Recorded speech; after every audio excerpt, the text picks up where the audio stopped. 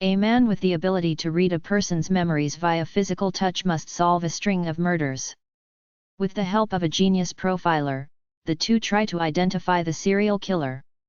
The case begins to point in disturbing directions that hit close to home. We come into the middle of a police investigation of an old case, mere hours before the statute of limitations runs out.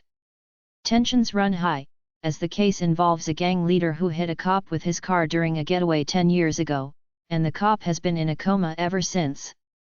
Detectives question a member of the gang, cameo by Kim Young-gu, for his boss's hideout location, but the gangster feels pretty smug that time will run out before they find his boss. The detective who was partnered with the injured cop, cameo by Kim Ki-doo, nearly decks the gangster for taunting him, but his boss, cameo by Park Jin-woo, stops him. He has a plan. A fancy sports car pulls up to the station and a mysterious figure enters the interrogation room. Haha, even the gangster comments on his fancy entrance. The man grabs the gangster by the throat and waves of energy emanate from his hand, and he sees the hideout in the gangster's memories. The gang boss is already celebrating the end of the statute of limitations, but 2 hours before the deadline, cops swarm the building. The strange young man is with them, and he fights his way straight to the boss. The boss offers him bribes to let him go, infuriating the young man so much that he leaps over a table and knees him right in the face. We go back a few years to see that the young man, Dong Baek, Yoo Seung, publicly revealed his ability to read memories with a mere touch. He was extensively tested, and while it isn't fully understood how it works, his ability was confirmed to exist. Elsewhere, a profiler named Han Sun-mi, Lee Se-young, stays up all night studying 2 recent murders that she believes were committed by a serial killer. Both victims were young women who were abducted on a Tuesday, and were found dead from head wounds a week later, positioned with their left hands over their hearts, which Sun-mi believes is meant as a message.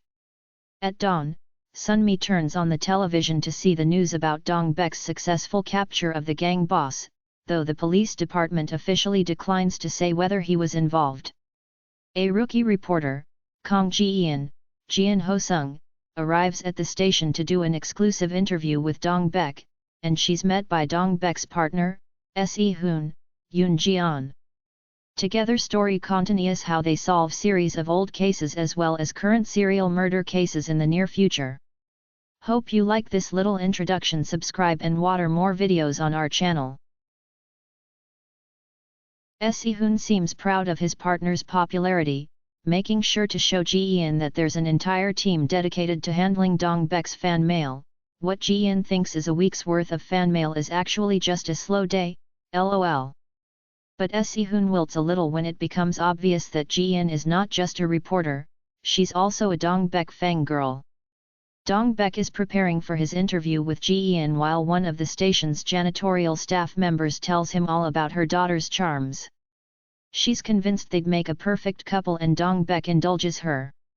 She's called away by a co-worker, who finds it strange that she feels so comfortable around Dong Baek and warns her not to ruin her daughter's life by setting them up. Dong Baek's interview with Ji-eun is sadly not to be. Someone filmed him beating up the gang boss and forcibly reading his memories, and now it's all over the news that he's violating people's right to privacy. Apparently Dong Baek doesn't exactly have a squeaky clean record. He's been demoted several times for losing his temper and hitting suspects after reading their memories, but he's always been given special promotions to counter the demotions. This latest scandal is the final straw for Dong Baek's superiors, who bring him up for his 8th disciplinary hearing.